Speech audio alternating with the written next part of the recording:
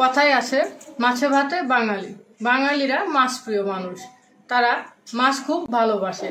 তো আজকে আমি আপনাদেরকে এমন একটি রেসিপি করে দেখাবো যে রেসিপিটি বাঙালিরা পছন্দ করে। তো আজকে আমি আপনাদের পাঙাশ মাছই ভিন্নভাবে রান্না করে দেখাবো। এর আগে আমি আপনাদেরকে দেখিয়েছি আলু দিয়ে পাঙাশ মাছের ঝোল। তো আজকে আমি আপনাদের পাঙাশ মাছের তেল ঝাল করে দেখাবো।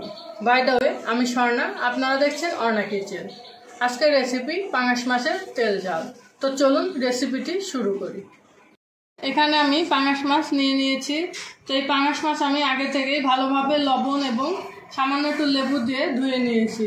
এই লেবু দিয়ে ধোয়ার কারণে পাঙাশ মাছের যে একটি গন্ধ সেটি চলে যায়। অনেকে আছে পাঙাশ মাছের গন্ধের কারণে খেতে পারে না।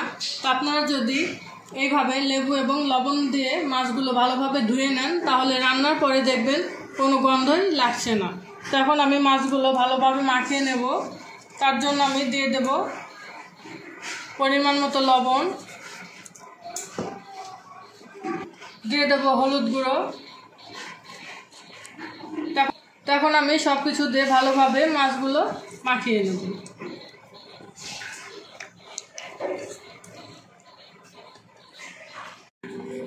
তো দেখুন আমি মাছ ভালোভাবে মাখিয়ে নিয়েছি। তখন আমি 5 মিনিট রেস্টে রেখে তারপরে ভেজে নেব।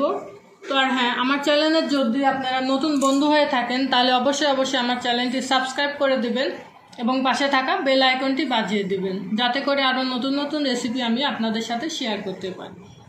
আমি মাছ ভাজার জন্য কড়াই দিয়ে দেব পরিমাণ মতো সয়াবিন তেল। তেল একটু ভালোভাবেই গরম করে নিতে হবে, তা না হলে মাছ লেগে যাবে। তেল গরম হয়ে গেছে, এখন আমি মাছ দিয়ে দেব।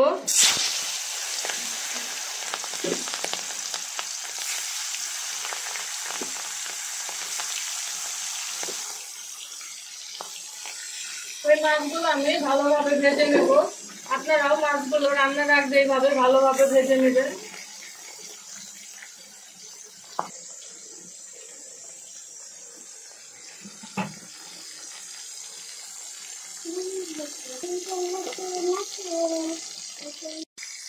আমার মাছের এক পাশ ভাজা হয়ে গেছে, এখন আমি উল্টে দিয়ে আর এক পাশ ভেজে নেব।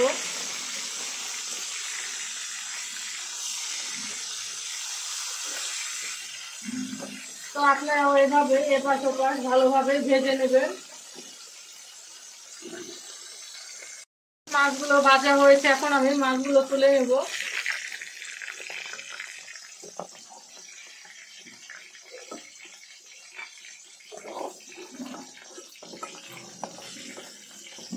দেখুন আমি মাছগুলো ভালোভাবে ভেজে নিয়েছি।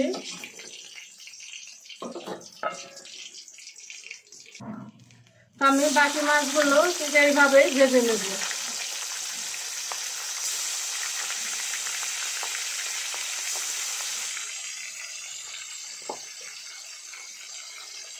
আমার সব মাছ ভাজা হয়ে গেছে, আমি ভালোভাবে মাছগুলো ভেজে নিয়েছি। আপনারাও এইভাবেই মাছগুলো ভেজে নেবেন, কারণ ভাজা মাছ দিয়ে রান্না করলে স্বাদটা আরও দ্বিগুণ বেড়ে যায়। তাই আপনারা এভাবে মাছগুলো ভেজে নেবেন। তো এখন আমি মাছটি রান্না করে নেব। তো আমি প্রথমে তেলে দিয়ে দেব দারচিনি, এলাচ, লবঙ্গ, দিয়ে দেব তেজপাতা, শুকনো মরিচ। ভালোভাবে একটু ভেজে নেব যতক্ষণ না সুন্দর একটি গন্ধ আসছে। দিয়ে দেব সামান্য গোটা জিরে,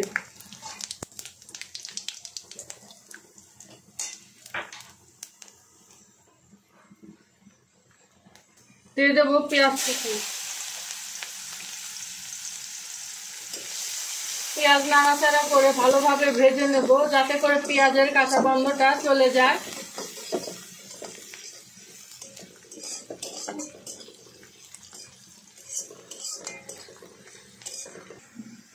তো পেঁয়াজের মধ্যে দিচ্ছি রসুন বাটা। রসুন আর পেঁয়াজ আমি একসাথে ভেজে নেব যাতে করে রসুনেরও কাঁচা গন্ধটা চলে যায়। কারণ রসুনের কাঁচা গন্ধটা যদি থেকে যায় তাহলে খেতে ভালো লাগবে না, একটি গন্ধ লাগবে আপনাদের সবার কাছে। তাই অবশ্যই এই রসুন এবং পেঁয়াজ ভাজার সময় একটু ভালোভাবে ভেজে নেবেন।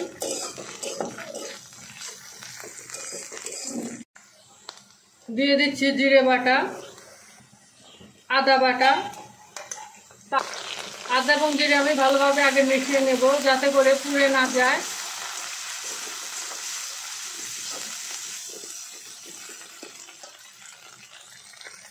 দিয়ে দেবো সামান্য একটু জল, কারণ জল দিলাম যাতে মশলাগুলো পুড়ে না যায়।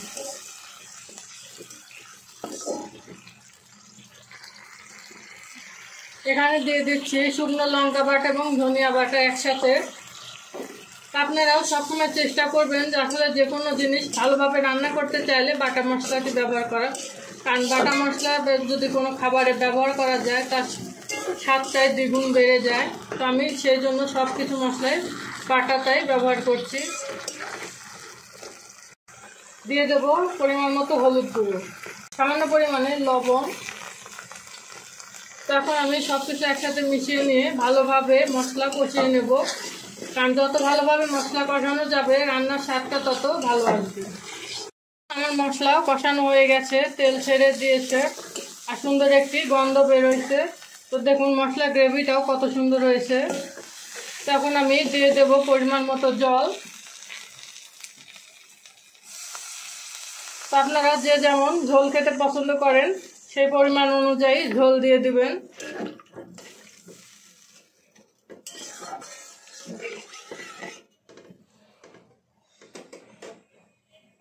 ঝোল ফুটে উঠেছে, এখন আমি ভাজা মাছগুলো দিয়ে দেব।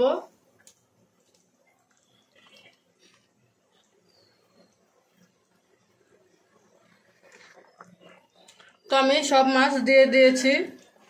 আর হ্যাঁ, আপনারা যদি আমার চ্যানেলে নতুন বন্ধু হয়ে থাকেন তাহলে অবশ্যই আমার চ্যানেলটি সাবস্ক্রাইব করে দিয়ে পাশে থাকা বেল আইকনটি বাজিয়ে দেবেন, যাতে করে আরও নতুন নতুন রেসিপি আমি আপনাদের সাথে শেয়ার করতে পারি। তখন আমি ঝোলটি 7 থেকে 8 মিনিটের মতো ফুটিয়ে নেব। 7 থেকে 8 মিনিট ঝোলটি ফুটে গেলেই আমার মাছটি রান্না হয়ে যাবে। তো দেখুন আমার মাছের ঝোল রান্না হয়ে গেছে। তো কত সুন্দর কালার এসেছে এখানে বোঝা যাচ্ছে। তো আশা করি আপনাদের এই রেসিপি ভালো লাগবে। যদি ভালো লেগে থাকে তাহলে অবশ্যই বাড়িতে এইভাবে একবার রান্না করে খেয়ে দেখবেন।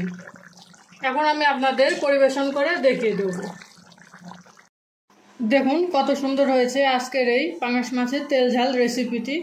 আশা করি আপনাদের ভালো লাগবে। যদি ভালো লেগে থাকে তাহলে আমি যেভাবে আপনাদের রান্না করে দেখালাম ঠিক এইভাবেই বাড়িতে একবার হলেও রান্না করে খেয়ে দেখবেন যে আসলে কতটা সুস্বাদু একটি খাবার।